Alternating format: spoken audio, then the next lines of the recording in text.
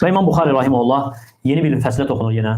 Deyir ki, valideynin üzünə ağ olmağın cəzası.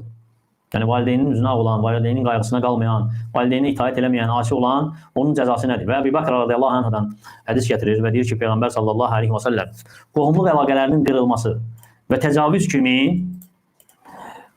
axirətdə və ya axirətə saxlanılmış və bu dünyada da tezləşdirilmiş cəzaya layiq insan yoxdur. Yəni elə bir günah yoxdur ki, elə bir əzəmətli günah yoxdur ki, təcavüz kimi və qohumluq əlaqəsinin qırmaq kimi olmasın. Hansı ki, axirətdə onun üçün nə cəza var və bu dünyada da cəzası tezləşdiriləcək. Qohumluq əlaqəsini qırmaq və təcavüz etmək əzəmətli günahdır. Ona görə Peyğəmbər sallallahu aleyhi və səlləm vurğulayır ki, həm axirətdə, həm də bu dünyada cəza var sahibi üçün. Ona görə deyir ki, daha layiq, daha haqlı, yəni günahların içərisində daha layiq, yəni sahibinin cəza görməsi üçün daha layiq, daha haqlı elə bir cəza yoxdur ki, yəni axirətdə də cəzası olsun, bu dünyada da cəzası tezləşdirilsin. Nə kimi?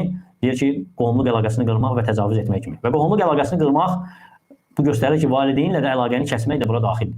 Valideyn də dedi ki, ən yaxın qohumlardandır və təcavüz də burada insanlara təcavüz etmək və ya insanlardan özünü üstün görmək, onları alçatmaq, onlara xətər yetirmək və qohumluq əlaqəsi də qırılması da bəlalardandır. Ən böyük bəlalardan biri hesab olunur. Ona görə onun cəzası haqq edir ki, o həm axirətdə cəza görsün, həm bu dünyada cəza görsün və bu dünyada da cəzası tezləşdirilir. Ona görə gəlib başqa hədislərdə ki, bəzi günahların cəzaları bu dünyada tezləşdiriləcək və gəlib ki, Səhih Buxari və Müslimdə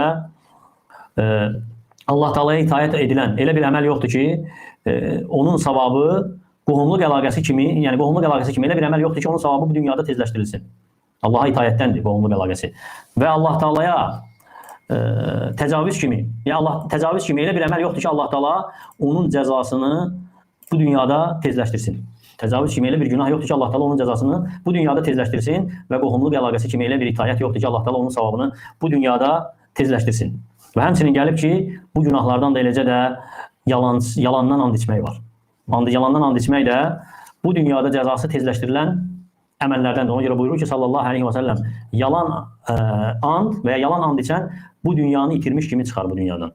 Bu dünya sanki dünyası boş qalar.